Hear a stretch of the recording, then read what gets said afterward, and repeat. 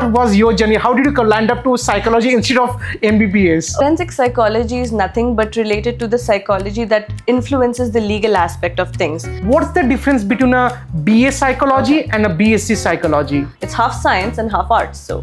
They want to study India or abroad. What's your take? What advice would you give them? In India, if you're studying, it's just studies and nothing else.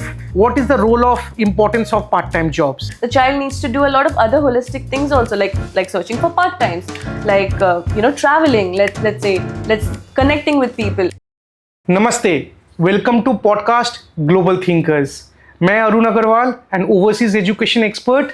मैंने last 10 साल में more than 1000 बच्चों को help किया for admissions all over the world. Today we have one special student, Anishka Jain. She is doing Forensic Psychology Masters at the world's reputed University of Manchester.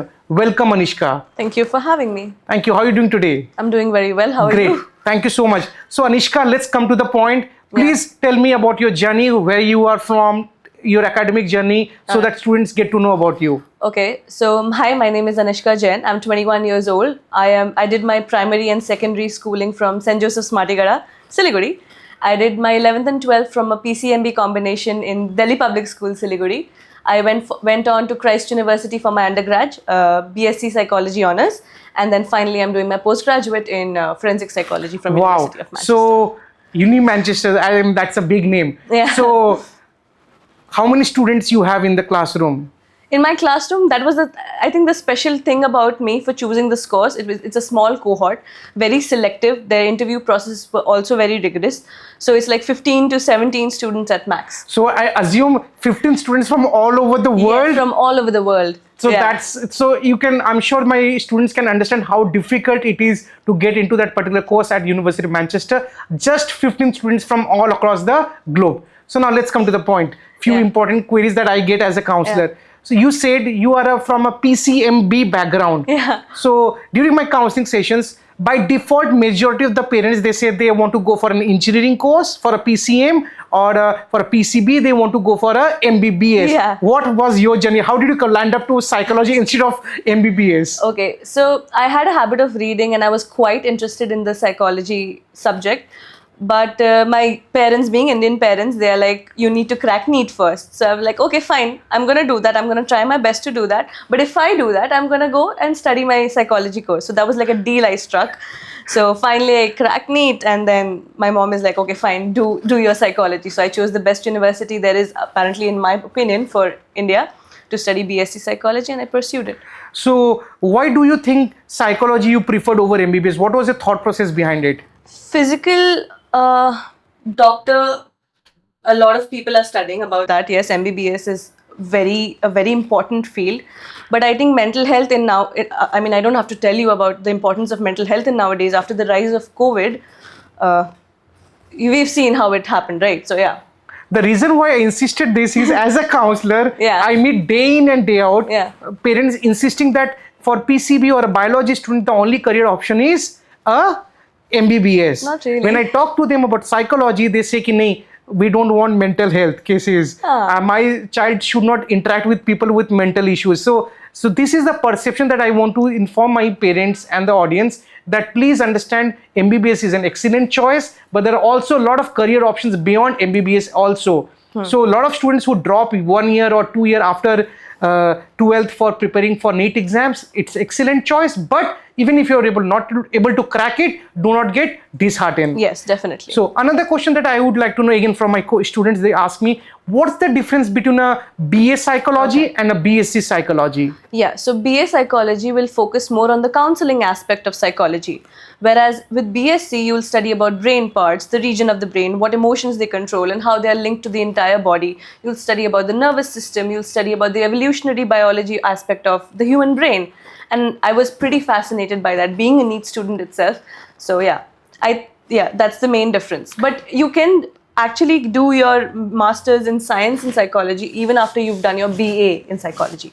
But the admission process, what I have seen as a counselor, is students who do a BA psychology, when they apply overseas, because most of the overseas universities have a clinical component in them. Yes. So students with BA psychology, in majority of the case, they are not eligible for a So could you elaborate on that? Yeah, for example, I had an interview process where I was asked questions, be it in Christ or University of Manchester. So even if you are from a BA background, learn or just study, read, research about the science aspect of psychology as well, because it's a pseudoscience, like we say. It's half science and half arts. So you. And if I'm not mistaken, you need to have a particular certification. Oh yeah. Please, could you elaborate on that? Yeah, you can get a diploma in neuropsychology if you can from any institute. That's okay. So yes. So another thing that I ask from you is, please suggest what are the career options if a student studies psychology. I mean, you're doing forensic psychology. Yeah, so please tell me, what would you think are the career options? Psychology is like very vast, and it's applied in all aspects of our life. Be it school psychology, which is kind of similar to what you're doing. Yes. Be it forensic psychology in a legal setting, which I am doing. Be it organizational setting, like an HR, what HRs do basically. Yes. So yeah, there's various other forms of there's clinical psychology where you can counsel and go to assessment. There's counseling psychology where you can deal with stress and anxiety issues of daily life. So there are a lot of career options when it comes to psychology, because it applies to all aspects of life. And could you please elaborate on the course you are doing, forensic psychology? It sounds to be very fancy, or maybe it's maybe a very new word for my lot of audience. So could you please elaborate on what forensic psychology is all about? Forensic psychology is nothing but related to the psychology that influences the legal aspect of things, be it in courts, be it in lawyers, be it in criminals, in fact. So majority part of my education goes in studying about how criminals think or how serial killers think and all of that, and how to rehabilitate them, because ultimately the essence of prison should not be to punish, but it should be to rehabilitate. So we can let them out again and they can live a normal life as citizens. So yeah. And how did you realize that you wanted to do forensic psychology? What kind of research have you done behind it? Well, we can go with the very beginning, where I was obsessed with crime thrillers and crime novels. Then it went to research on dominance, on toxic positivity, which was the highlight of my Christ University dissertation program. And then I moved slowly into narcissism and all of that context, and it went on a spiral of reading. During your application, I had seen that you had published a lot of blogs, you had done internships. So please tell my students, what is the importance of doing things beyond your regular academics? Hands-on experience is quite important, and I think Indian psychology in India predominantly is a little behind in this thing. So if you're studying psychology in India, you have to keep on, doing internships, engaging in practical hands-on experience, because I don't think that you get those kind of experiences in your BSc course in India, at least. At least I didn't get it. Okay. So I searched out for it. And so I did my internship in Institute of Neurosciences, Kolkata, to study if I wanted to study neuropsychology. I did it in Bangalore Central Jail also, Bangalore, and Nightingale's Medical Trust, and so on and so forth. So it added on to my repertoire. So it means it's very important to do different things along with your studies, internships, part-time jobs, articles, publishing, different things, so that you get to explore different options, and also it enhances your personality and it gives you very good clarity on what you would want to do further. So now please tell me, you have studied in India, now you're pursuing a master's in abroad at Manchester. What has been the difference in the student life between the two? Oh, a lot of them. In India, if you're studying, it's just studies and nothing else. And in abroad, if you're studying, it's studying plus everything else. So I think that's the major difference. But if you want me to go in details, in India, yes, you have a lot of time to do studies, internships and all of that, because you're free for most of your time. Your household chores are looked after by somebody else. But in abroad, you do everything yourself and you grow up holistically. So you learn how to manage your time, you know how to budget your money, and make your decisions accordingly. So that's more important. So what's your take on this? I mean, if your student comes and they want to study India or abroad, what's your take? What advice would you give them? I mean, how should they compare it, or what should be the thought process behind it? First, what do you want? Do you want only studies, or do you want to grow holistically along with studies? Do you want to develop your personality along with studying? So that is much more important. Exactly. Yeah. Yes. So when you have laundry, when you have to budget your money, when you have to see kitna paisa bacha hai at the end of the month, along with doing studies, dissertations, finding internships and part-time, when you do all of that, you kind of learn how to grow as an individual as well. You become independent. Oh yeah, definitely. That's the word. You become independent. You don't. Yes. And when I come back to India, I'm like, या ये तो मैं कर लेती हूँ सब, कोई बात नहीं, मैं कर देती हूँ ना मम्मी, रहने दो, Yes. क्या दीदी को बोल रहे हो ऐसा छोटा छोटा काम के So लिए. you learn how to interact with people from different yeah. backgrounds. Yes. You learn how to adjust with them. You start appreciating things people do for you. I mean, the perception changes. Yeah. And another thing, it's beyond academics. So we're not just not going for a degree. We're also looking at holistic development. As you said, we become independent. We travel. We meet people. Oh, yeah. So we have to look at that way as well. Yeah.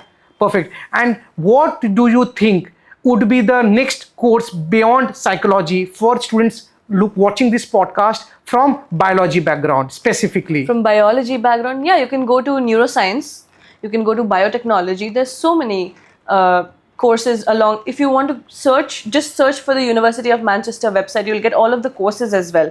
If you want to go in a biology field, or if you want to go to a arts field or a humanities field, you can segregate your options and you can just research accordingly. So it's all given in the...